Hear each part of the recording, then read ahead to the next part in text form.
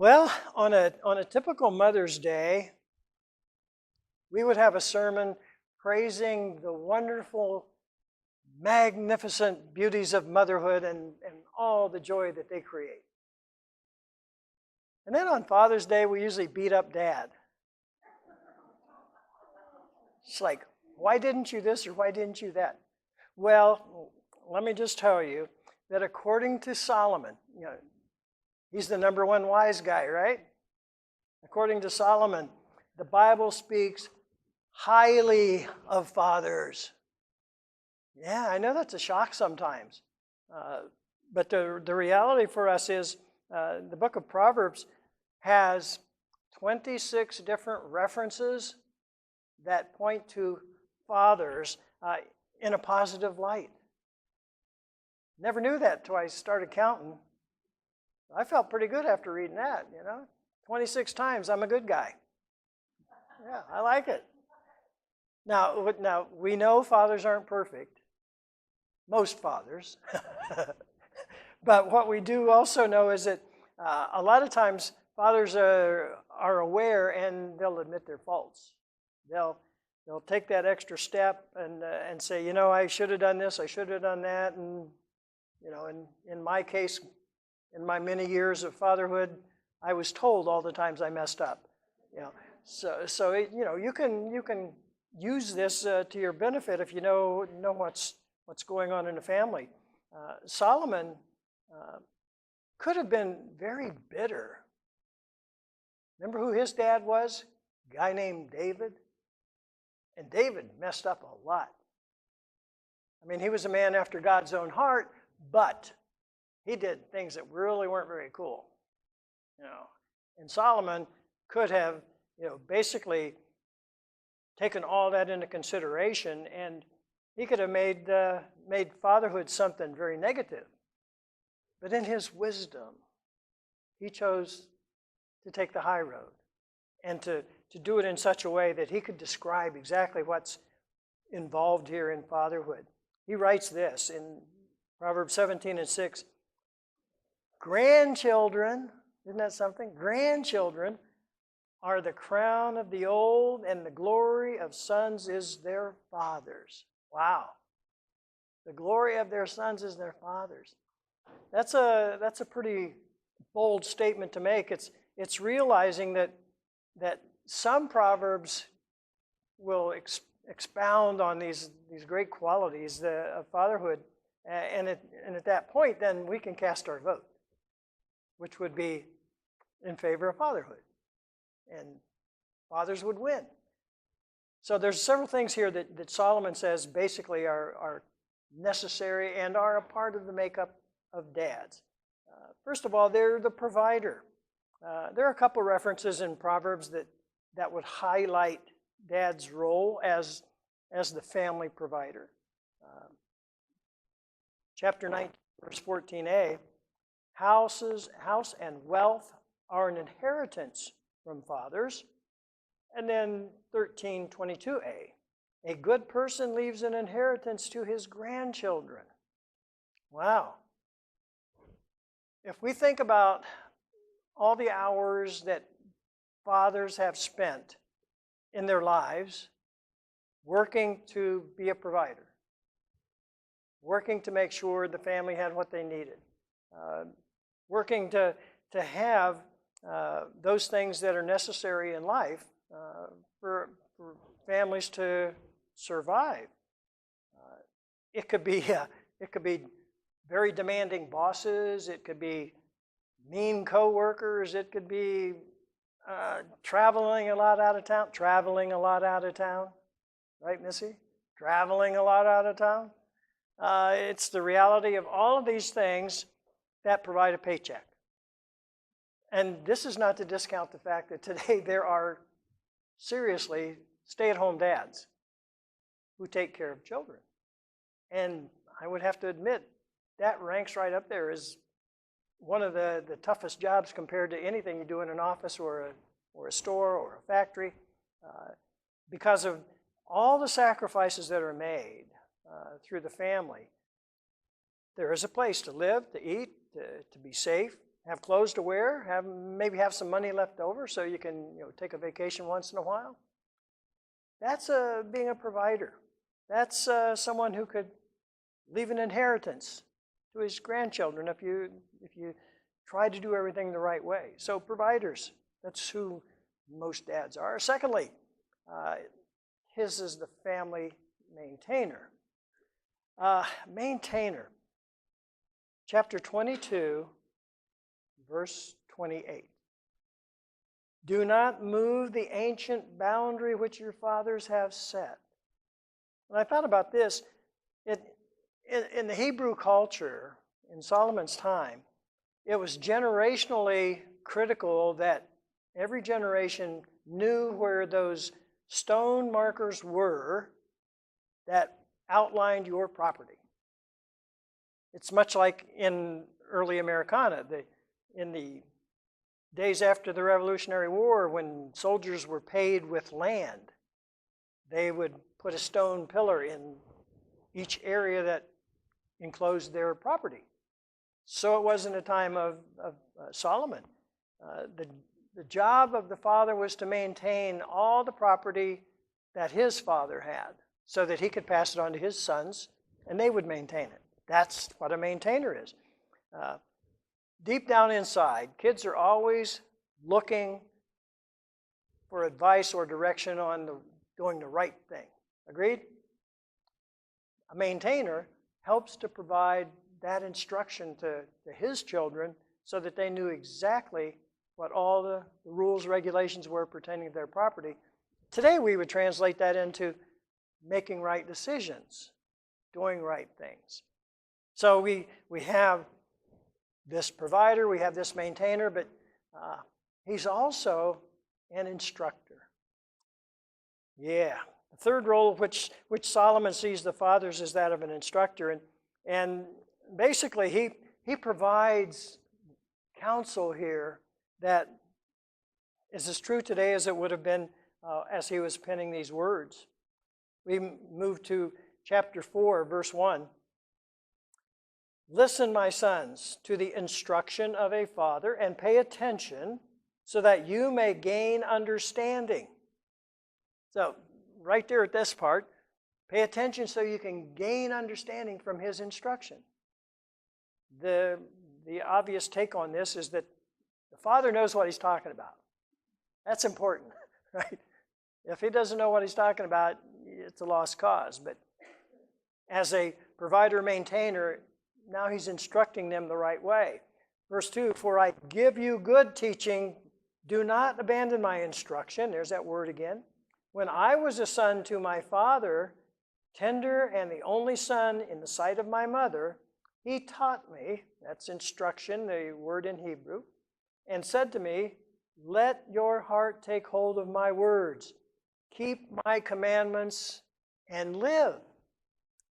Acquire wisdom, acquire understanding. Do not forget, nor turn away from the words of my mouth.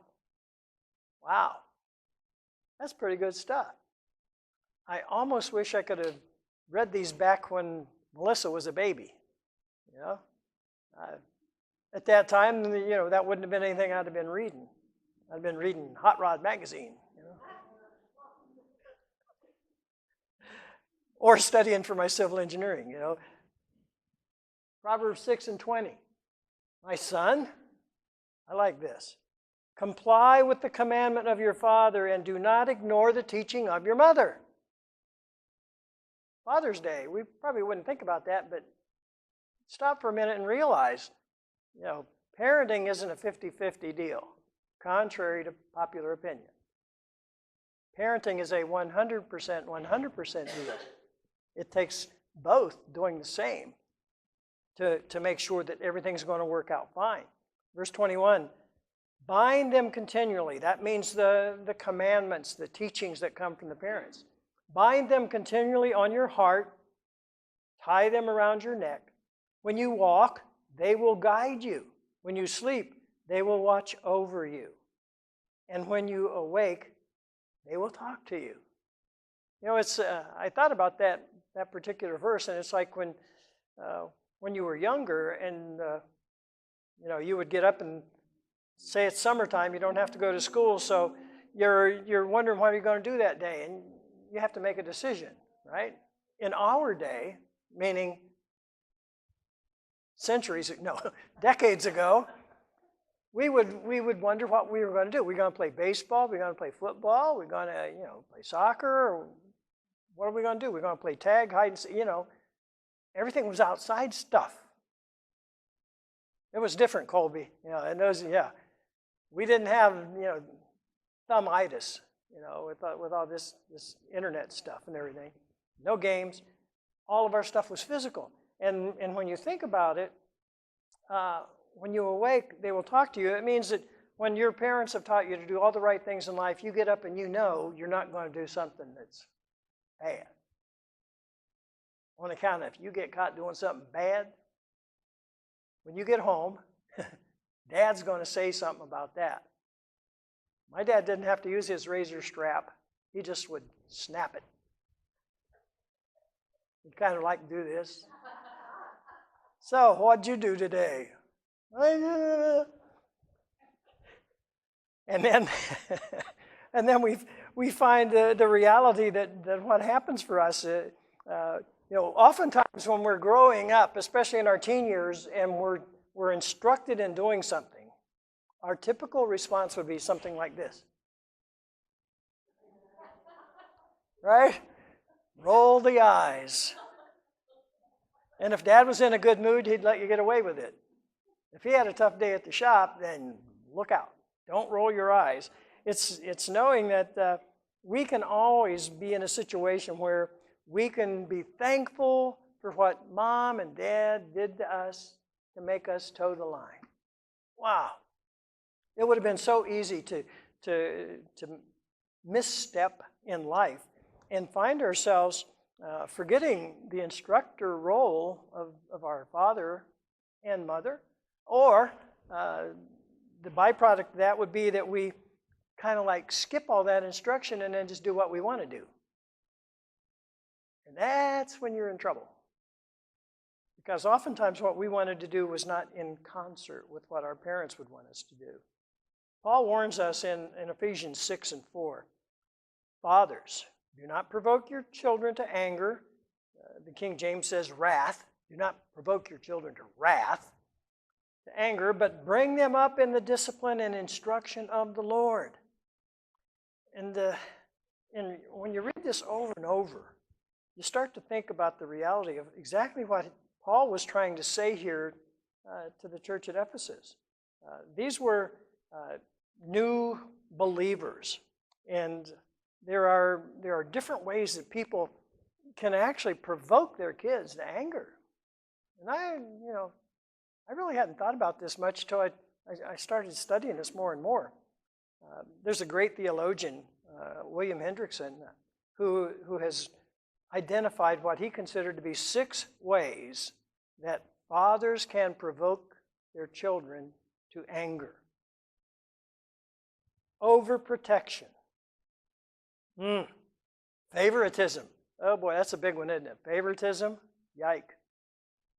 Discouragement. Failure, to hear them out. When your child has something he needs to talk to you about and you say, I don't have time. Oh boy, that's a bad one. Neglecting them. Just, I don't need to talk with you right now. How about physical cruelty? That's a newer one. More in recent times. The old saying was, spare the rod, spoil the child. And teachers aren't allowed to paddle anymore. Don't you touch my kid. He can do whatever he wants, whenever he wants.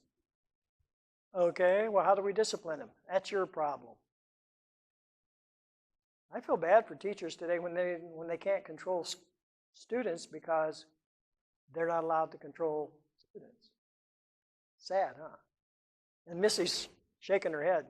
She's dealing with 2-year-olds, 2nd graders. Some of them act like they're 2 years old. But the reality for all of this stuff is that Paul wants the people to understand that they can take a more constructive course of action. What would that be? Well, it's when he says, you need to bring them up in the admonition of the Lord. The Greek words, and this is interesting, I didn't know this either till I learned it. The Greek word translated bring them up is the word nourish in Greek. And it means like you would feed someone to keep them healthy. He uses that same word when he says bring them up in the admonition of the Lord. And discipline that he uses in this same sentence is a Greek word that means training by the spoken word. In other words, there's a lot of things we learn in life where we're not shown how to do it. Okay, you want to dig a hole? Here's a shovel and you do this. Well, you want to pay attention in life and you want to obey your parents. Well, that's not something that you can physically show. You just have to teach. This is how you obey your parents. This is how you do that. This is how you're prepared for the workplace. There's an emphasis on this instruction that has to do with not hammering the truth home, but allowing the kids to absorb what you're trying to teach them. It's much like we go through in school. Repetition is a good teacher. That's why you do your numbers tables and your alphabet and all that stuff when you're younger. And as you grow older, you get into more complicated things. And this is what happens to us in the family. Spend time with your kid and you impart what we would call good wisdom, good teaching. Their lives are going to be so much better. And they're going to find themselves giving a big amen to Dad because he did the right things. And part of this other thing here is what you have to make sure of, and Solomon's all over this. He wants to make sure that dads show love with their mother. Dads show love with their mother. The greatest gift that a father can give his children is affection for their mom. Wrap his arms around her once in a while. Give her a hug. Hold her hand. Kiss on the cheek. Trust and security. Solomon speaks candidly about this. He doesn't mince words here when he talks to husbands about the importance of staying faithful to their wives. This is Proverbs 5 and 15. Drink water from your own cistern. I like his word pictures here, I mean, he could have said, don't mess around. But he says, drink water from your own cistern and fresh water from your own well. Should your springs overflow into the street, streams of water in the public squares? In other words, if you can't get enough water from your well, and you're going to go out in the street and find more water, all of this is a word picture about your wife, right? If your wife's not taking care of you, and you're going to go run out into the street and find someone who will take care of you, oh boy. Should your springs overflow into the street, streams of water in the public squares? Verse 17, let them be yours alone, meaning your well. Let not strangers interfere with you. In other words, your well is your well. Your wife is your wife. Nobody else's. And you don't want to interfere with any other man's wife. His word pictures are pretty cool. I mean, he was a wise guy, Who would have thought a wife was a well? Verse 18, let your fountain be blessed and rejoice in the wife of your youth. In other words, you should always consider and treat your wife, regardless of the time in your marriage, as it was in that very first night. Yeah, that was fun, That first night was a blast. Actually, it was an afternoon, but that,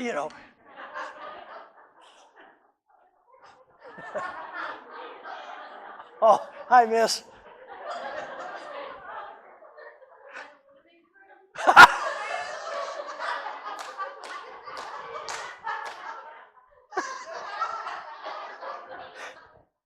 Yeah, absolutely.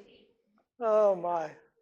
Hey, now I remember a couple weeks ago I showed you the picture of the high school where the classroom was, where I met Diane for the first time. It was love at first sight, 1965, September the 7th. Isn't that funny? You remember those things? Yeah. 3 years later, we were married, and then Missy came along, after we were married.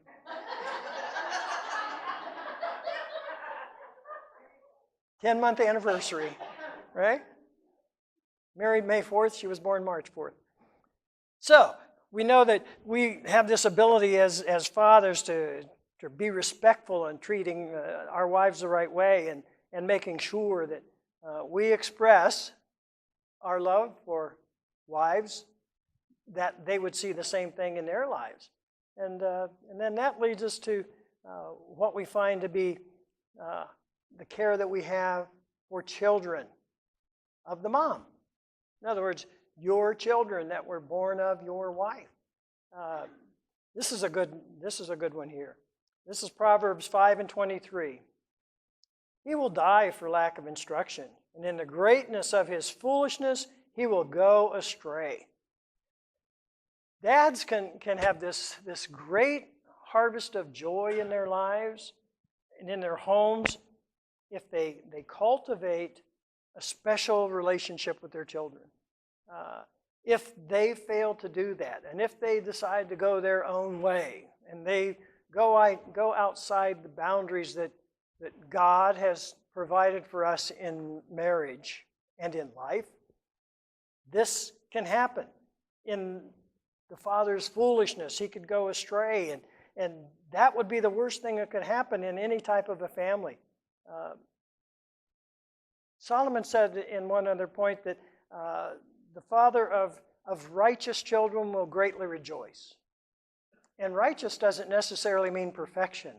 What it means is children that pay attention and they're a part of the family. That's all. Just that they're good kids. And they are the ones that can give you moments of great pride. And Solomon would say, whoever has a wise son or daughter brings great joy to his life. We all can relate to that.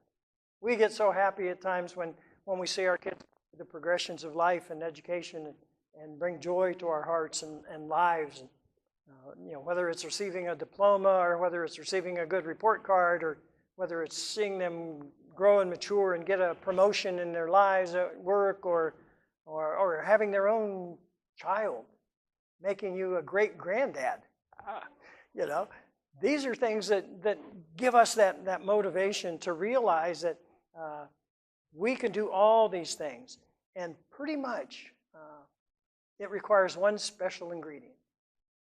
And this would be my closing thought, that we have integrity. That we have integrity. We know that people have different methodologies of raising kids.